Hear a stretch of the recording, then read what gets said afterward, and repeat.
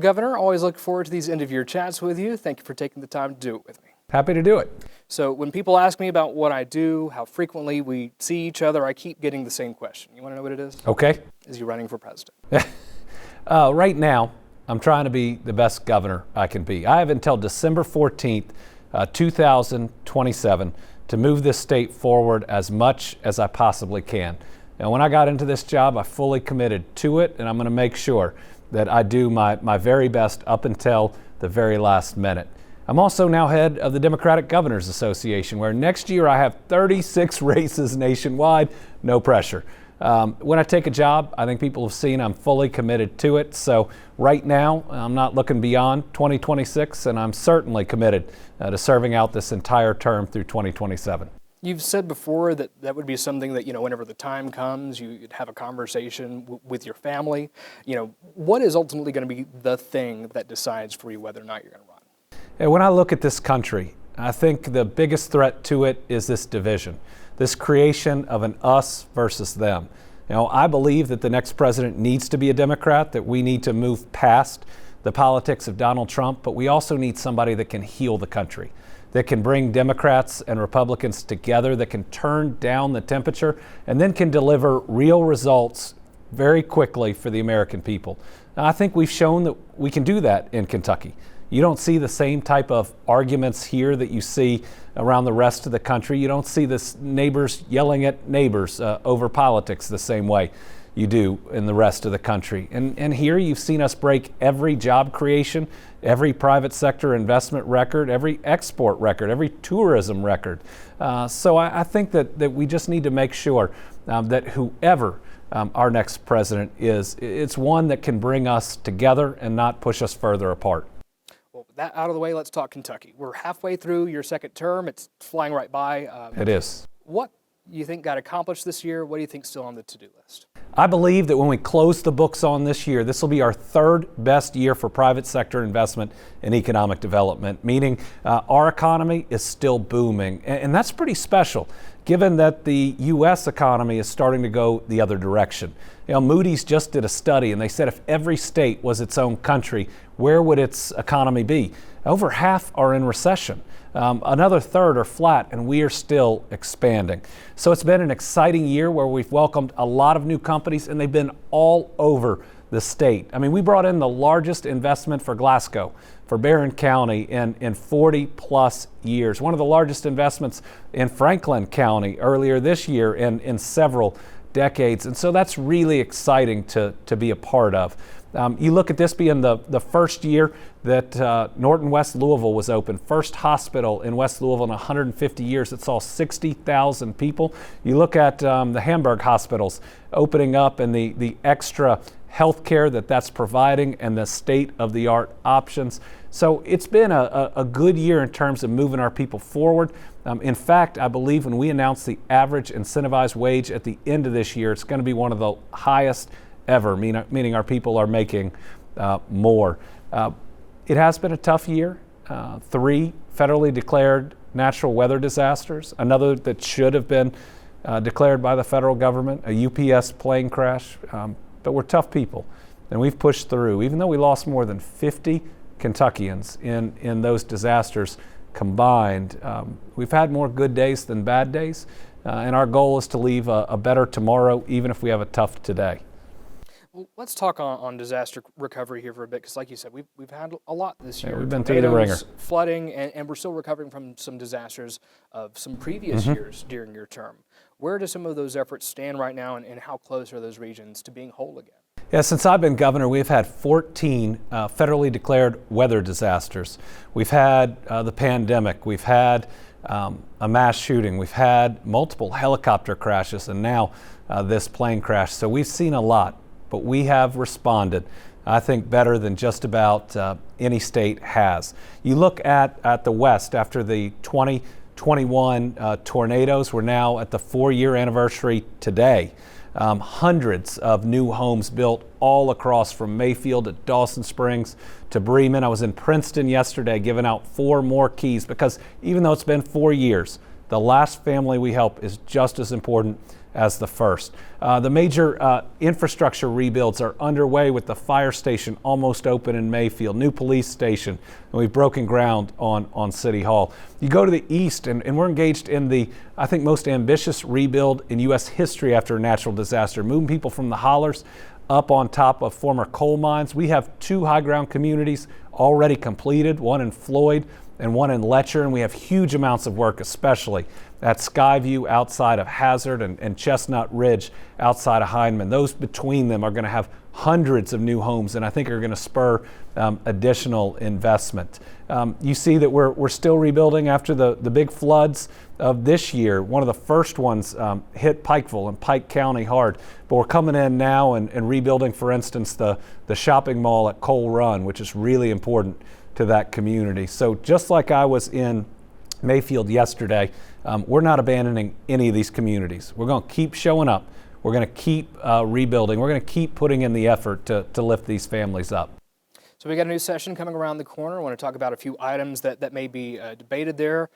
Big item on your agenda is pre-K for all. It's been a white whale for you of sorts for the past few years. You've proposed it multiple times. You're going into this session with a lot of endorsements, a whole report from the town halls that were conducted this year about it. The Republicans that I've spoke to agree that they see a need for child care to help boost our workforce, but they disagree on the delivery model. So where do you find common ground to get this part of your agenda accomplished? Yeah, I think what you're going to see is us discussing 2 different delivery models. One has been used in the past by Republican-controlled houses of the legislature and Democratic-controlled houses of the legislature. But as we've engaged, this isn't my plan. This is the people of Kentucky's plan, because it's very different than where it started from. We've engaged with rank and file members of both parties, and even within a party, there's some disagreement on the delivery model. But what we need is a commitment to get something done this session. The only thing that concerns me is when people say this is partisan. 4-year-olds can't vote. They can't register as a party, and so anybody claiming it's partisan is using that as an excuse, because ultimately the people that pay for this when it's not done are our children and that next generation. 3 reasons that this is a no-brainer. Number one, half our kids show up to kindergarten not ready, and many of them never catch up. What does not ready mean? Some of them don't know their colors or their numbers. Some aren't even potty trained. And we can't ask a kindergarten teacher to try to do that and to educate them at the same time. Second piece, at a time when things cost too much, pre-K for all, families that have access to it will make about $9,000 more a year for 6 consecutive years. How does $54,000 more dollars for your family sound? Last part is increasing our workforce. Estimates suggest 70,000 people can be added to Kentucky's workforce that can keep our economy humming. Those are 3 things that aren't partisan at all. They're just really good for all Kentuckians. Now, if it doesn't happen in this session, it's the last budget session of your term. Is it the last shot for you? No, we'd come back the next session. I don't give up. I mean, I remember when my parents were in office, it took 6 years to raise the dropout age to 18. People push back on kids dropping out of high school before 18, but we finally got there. I'm willing to get up every day and to push for what's right, no matter how long it takes. What else will be in your budget proposal for next year?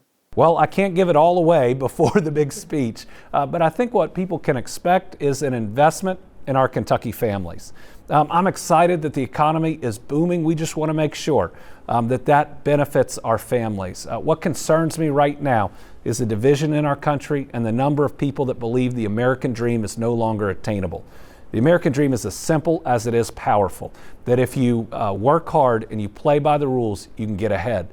But far too many American families and some Kentucky families just don't think that's real anymore, that groceries are too high, utility bills cost too much, that everything when it adds up at the end of the month either isn't affordable or doesn't leave any money left for that family vacation that they got to go on as a kid, or that that young couple can't afford that new home now and maybe not ever. I think what you'll see is a budget that both pushes back on some of what the federal government is doing that makes life harder for our families, tariffs making everything more expensive, the big ugly bill about to decimate rural health care and many rural economies. Instead of harming people, you're going to see our budget helping our Kentucky families. Well, when it comes to making things a bit more affordable, one policy that's been pursued now for a couple of years is a reduction in our income tax cut. You signed the last cut, but you've warned that it's going to be even harder to pursue future cuts. Republicans have said that reduced tax revenue can be somewhat offset because of the lower income tax rate. It will attract more talent here. Do you think it's doing that? When you look at where we are right now, the bill was created, and they said if we meet these safeguards, then we can potentially lower the income tax because we can still afford the programs that our people need.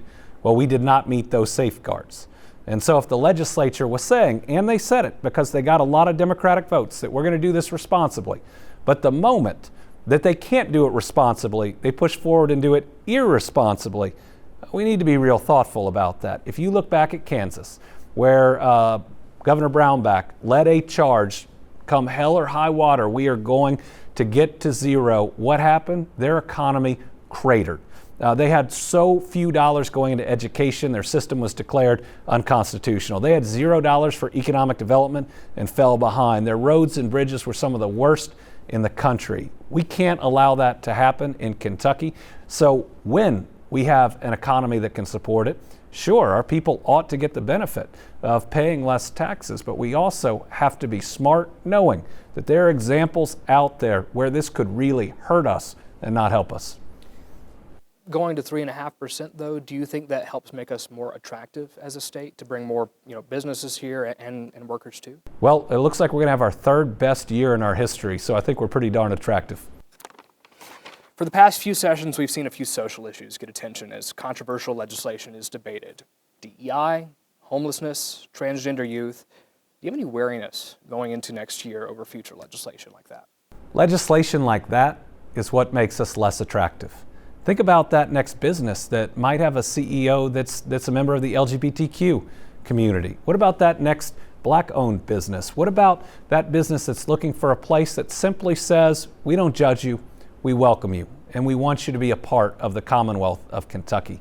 Anytime you pass legislation that excludes people, that makes an us versus a them, that others people, you make your state less attractive for people to want to come and to be a part of it. And for me, my faith tells me that I'm to love my neighbor as myself, and the parable of the Good Samaritan says everyone's my neighbor. There are no exceptions, there are no asterisks, and if we needed any more guidance, it also says we're not supposed to judge people. So I just wish we'd care about each other a little bit more. I wish we'd show more compassion and empathy in our General Assembly and not use people and othering people as political leverage to try to win another election or to get people riled up. Turning one group of people against another is just wrong, period. So my next question is around the Senior Meals Program and kinship care. And it's a little long-winded, so bear with me. So there was some heat this year over some funding issues with senior meals, and you moved quickly to fix it, reappropriating money in the budget that will have to be retroactively approved by the General Assembly. That came across to me as essentially a gentleman's agreement to do that. We've had a kinship care law go unfunded since 2024, Senate Bill 151. It passed with 0 no votes. You signed it into law. Now, you've told me that because the General Assembly did not make an appropriation, there's really nothing more that y'all can do. Hands are tied. The auditor argues that there's still money left over from the same pot that was used to fund senior meals. So the question I have is, why can't the same kind of gentleman's agreement occur here to use some of that money or some of the money that's in the state's rainy day fund? So we reached out and we were told we ought to wait until the session. So it was an option that we explored. But let me talk about the senior meals for a minute, because I agree with these Republican senators primarily who said we cannot let people starve. And so we found a way to fund it. But they were willing to speak out when they thought senior meals on the state level were underfunded. But when a president of their same party was going to become the first president in history not to fund food assistance during a government shutdown, when we were going to go from a certain number of seniors to hundreds of thousands of Kentuckians not having food, they didn't say a word. So listen, you can be against people starving, but you've always got to be against people starving. It can't be political or based on who you get to yell at or don't. And you bring up SNAP there. You've joined multiple federal lawsuits this year with several other states on a multitude of different policy positions from the Trump administration. Can you give me an update on where some of those different lawsuits stand right now? And what do you think it tells people about the relationship our state is having with the Trump administration? Well, as Attorney General and as Governor, I've always done what's best for the people of Kentucky. It's never been about who's in what party. In fact, when I was Attorney General my first year, I sued the Obama administration. There were times as Governor where I opposed the Biden administration. I'm always going to put Kentucky first. So when Donald Trump tries to not pay SNAP benefits, to have a policy that would result in Kentuckians starving, you bet I'm going to take him to court. And we've won each time. When he tried to make me turn over the personal information of every one of your viewers that's on SNAP, for no reason under law, I was going to protect their personal information. When he unlawfully tried to end AmeriCorps, which are in some of our struggling schools and our soup kitchens, providing necessary services, I went to court and ours continues to be funded. When we had a grant to build out EV chargers all over the state and already entered into contracts, and they tried to say, we don't like it, we're not going to pay it. I took them to court and we won. And we're going to continue to do that because the law is the law, whether you're a Democrat or a Republican. And when you've made an agreement with the state that you are going to fund some really important cause, your word is your bond, especially if it's in a contract and in a law. So what do you think of the messaging you're hearing in the Senate and 6th District congressional races, and have you decided if you're going to be endorsing in either of those? Oh, in the U.S. Senate and in the 6th Congressional, I'm not going to endorse in the primary. I look forward to competitive primaries, creating very competitive general candidates. And as long as our candidates focus on our families, focus really on the nonpartisan challenges they have, focus on good jobs, accessible and affordable health care, safe infrastructure, good public schools, and public safety. That's the type of messaging that led me to win 3 straight times statewide in Kentucky. But then once you win, you got to do it too. You got to get results that make people feel safer, have better wages. You got to show up in places that Democrats maybe haven't before. Get dirt on your boots and show people that you care about them. And the way you do that is getting good results, whether they voted for you or didn't. We'll wrap this interview up. Governor, you frequently speak of your faith. Can you share with me some of the practices you take with you during the day or during the week that help you grow your faith? Yeah, I pray regularly. I have the Bible app that it seems at all the right times I'm pushed to look at what's the passage of the day. I talk to my ministers a decent amount. We text back and forth. And what's interesting is it always seems that there is something from the sermon on Sunday that sticks with me at some point during the week. But as I travel, there are faith leaders at everything that I go to. And if you just open your mind and heart and soul and listen to that prayer that may open the set of speeches or the rest, there's always something that speaks to you. Your faith is a guide, and you do your best to follow it. You know, my faith teaches me to be patient. That doesn't always work. My faith teaches me to do my best each and every day, which I do. But also, I mean, at the very base level of it, to try to be kind to as many people as you can. Governor, thank you so much for your time. Merry Christmas and Happy New Year to you. Merry Christmas and happy holidays to everybody out there. You know, with everything we've been through this year, hug on your family. Show your neighbors some love. Let's try to be good people. All right. Thank you very much.